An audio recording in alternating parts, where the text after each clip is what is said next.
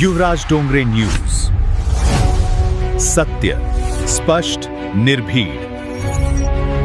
145 कोटी रुपये देऊन अजित पवारचा केला घात. हा व्हिडिओ पूर्ण बघा. घात करणारा कोण आहे? 145 कोटी कोणाला मिळाले? रोहित पवार साहेबांचा एक पत्रकार परिषद मध्ये एक आक्षेप आहे. कोणावर घेतला, काय घेतला, बघा हा व्हिडिओ. आतापर्यंत म्हणजे जानेवारी, फेब्रुवारी, मार्च 145 कोटी रुपये हे BSR ला त्यांच्या अकाउंटला दिले. त्यानंतर म्हणजे जानेवारीचं बघितलं, 27 जानेवारीला 15 कोटी दिले एक दिवस आधी. 28 जानेवारी म्हणजे अजितदादांचा ऍक्सिडेंट सकाळी झाला, अख्खा महाराष्ट्र भावनिक झाला होता, तेव्हा या VK सिंगला कदाचित बक्षीस म्हणून म्हणजे ऍक्सिडेंट केला म्हणून बक्षीस म्हणून 2 कोटी 81 लाख रुपये दिले, 9 कोटी. त्यानंतर 29 जानेवारीला 16 कोटी दिले म्हणजे दुसऱ्या दिवशी.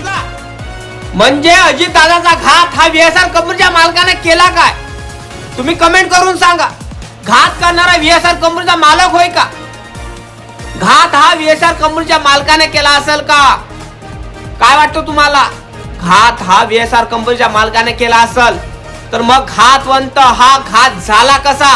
काय कसा? याला अरेस्ट का केलं नाही आतापर्यंत? रोहित पवार साहेबांचं म्हणणं आहे की त्याच्या अकाउंटला सतत पैसे आलेले आहे. 150 कोटी पर्यंत पैसे आलेले आहे. 145 ते 150 कोटी पर्यंत पैसे आलेले आहे. हे पैसे आले कुठून? कोण पाठवले? अजित पवारला मारण्यासाठी हे पैसे पाठवले होते का? अजित पवारचा घात झाला ह्या दिशेनं वळण्यासाठी का बा तू चांगलं काम केलं, हे पैसे या पद्धतीने ट्रान्झॅक्शन झाले का? नेमकं ट्रान्झॅक्शन झाले कसे, काय कसे? ह्या VSR कंपनीचा मालकाचा हात अशोक आपल्या अजित पवार साहेबांच्या घातामध्ये आहे का? तर हा व्हिडिओ पूर्ण बघा. तुम्हाला हा व्हिडिओच्या माध्यमातून सविस्तर माहिती समजून जाईल. 28 जानेवारी 2026 ला अजित पवार साहेबांचा घात झाला.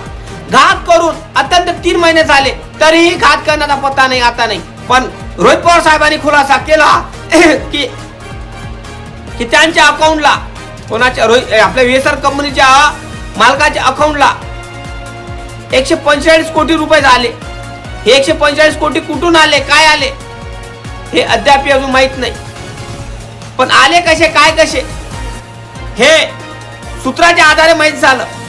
पण सूत्राच्या आधारे माहित होतानाही 145 कोटीचा एक ट्रान्झॅक्शन कोणाच्या मार्फत झालं, काय झालं हे अजूनही माहित नाही. ट्रान्झॅक्शन कोण केलं, कोण पैसे पाठवले हे माहित झाले तर अजित पवारचा घात करणारा कोण आहे हे माहित पडून जाईल. पण मला हे समजत नाही. घातून सतत 3 महिने जवळपास होऊन राहिलेला आहे. नासुकले एखाद्याची कोंबडी हरपली ते माहित पडून जाते कोण खाली, कोण नेलिंग, कोण नाही. पण अजित दादा हा महाराष्ट्राचा नथू गैरान होता. अजित पवार उपमुख्यमंत्री होते, अर्थमंत्री होते. विचार करा तुम्ही, त्या माणसाचा घात होतो, विमान ब्लास्टिंग घात होतो, त्याचा गेम केला जातो आणि अद्यापही घात करणारा आता पता माहित नाही होत. तो विचार करा तुम्ही की आपल्या महाराष्ट्राचं प्रशासन झोपला आहे की काय आहे? VSR कंपनीच्या मालकाच्या अकाउंटला 145 कोटी येतात, याची दखल न सरकार घेता फक्त रोहित पवार साहेबांनी त्याचं ट्रान्झॅक्शन दाखवलं तर सगळे सूत्र हे VSR कंपनीच्या मालकाच्याकडे वळत आहे. सगळं शकचा दृष्टिकोन, सगळा शकची सुई VSR कंपनीच्या मालकाच्याकडे वळत आहे. नेमकं खरं की खोटं काय आहे की VSR कंपनीच्या मालकाला फसवण्याचं कारस्थान रोहित पवारचं आहे का? का रोहित पवार राजकारण करून राहिले, काय नाही, या व्हिडिओच्या माध्यमातून जाणून घेऊया. रोहित पवार तुम्हाला माहित आहे अजितदादांचे पुतणे आहेत. मग अजितदादांचा पुतण्या रोहित पवार आहेत. तर रोहित पवार म्हणत आहे की माझ्या काकाचा घात झाला तर हा कोण्या पद्धतीने झाला, काय झाला, कोण केला? जोपर्यंत घात करणारा सापडत नाही त्याला तोपर्यंत मी त्याला जेलात पाठवत नाही, तोपर्यंत मी शांत बसवणार नाही. पण माझा एकच म्हणणं आहे, पवार फॅमिली मधला फक्त एकच व्यक्ती रोहित पवारच हा रस्त्यावर उतरलेला आहे. बाकीचे का बोलत नाही? सुनीत्रा पवार उपमुख्यमंत्री आहे, शरद पवार आहे, हे का बोलत नाही हे मला समजायचं आहे. का चूप आहे? का नेमकं कारण चूप होण्याचं कारण काय आहे? रोहित पवारच का बोलून राहिला? नेमकं दृष्टिकोन पहिले तो तुम्हाला माहितच आहे की आपल्या महाराष्ट्रामध्ये अगोदर कोणी बोलत नव्हतं.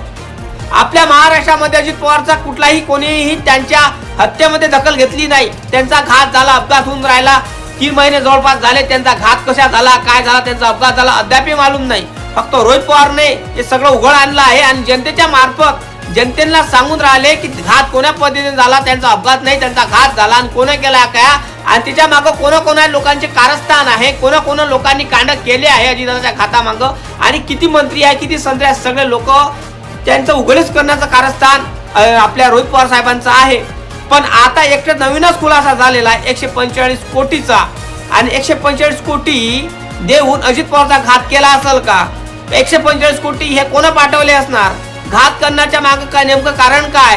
घात हा कोण करू शकते? करण्याचं उद्दिष्ट काय आहे हे माहीत झालं तेव्हाच आपल्याला घात करणारा सापडन. पण धीरे धीरे आपण अजित पवारच्या घात कोणी केला हे माहीत होऊन राहिलं. पण मला हे माहीत नाही की याला किती दिवस लागणार, किती महिने लागणार, किती साल लागणार का माहीत होणारच नाही. कारण तुम्हाला माहित आहे VSR कपूरच्या मालकाला CBI CID ने चौकशीला बोलावलं, त्याला VIP ट्रीटमेंट दिली, त्याला मटण चिटन खाऊ घातलं, सगळ्या गोष्टी त्याला बरोबर दिल्या. म्हणजे मला हे समजत नाही आपल्या प्रशासन, आपल्या महाराष्ट्रातलं प्रशासन हे अंध झालंय की काय झालं हे मला ठाऊक नाही. पण एक VSR कंपनीच्या मालकाच्या अकाउंटला 145 कोटी रुपये येतात, हे कुठून येतात याची शहानिशा कोणीही करत नाही. नेमकं आपला महाराष्ट्र चालला कुठं आहे? एक अजित पवार आपल्या एक महाराष्ट्रातला एक नामवंत एक नेता याचा घात होतो आणि घात सतत 3 महिने जवळपास होतो. पण घात करणाराचा हाताने पता होत नाही. तर नेमकं आपल्या महाराष्ट्रामध्ये चाललं काय असं वाटून राहिलेलं आहे. जो महाराष्ट्रातला नेता अजित पवार त्याने हे जनतेच्या काळजावर राज्य करणारा व्यक्ती, जो रडणारा राहत होता त्याला हसून देणारा व्यक्ती होता अजित पवार. आता त्याचेच परिवार रडून राहिले आणि त्याच्या परिवाराचे डोळे पुसणारे कोणी नाही आहे. किती नालायक सरकार असायला पाहिजे, नालायक प्रशासन असायला पाहिजे की अजितदादाचा घात होऊन सगळं 3 महिने जवळपास होऊन झाले तरी घात करणारा कोण आहे अजून माहित नाही. नेमकं कोण असणार घात करणारा? VSR कंपनीचा मालक की चालक हे अजूनही माहित नाही. पण 145 कोटी आले कसे याच्या अकाउंटला? कारण अजित पवारचा घात होतो आणि याच्या अकाउंटला पैसे येतात. पैसे कोण ट्रान्झॅक्शन केले, कोण मारले याचा अद्याप पता नाही. काय वाटतं तुम्हाला? नक्की कमेंट करून सांगा. लाईक करा, चॅनलला सबस्क्राईब करायला विसरू नका.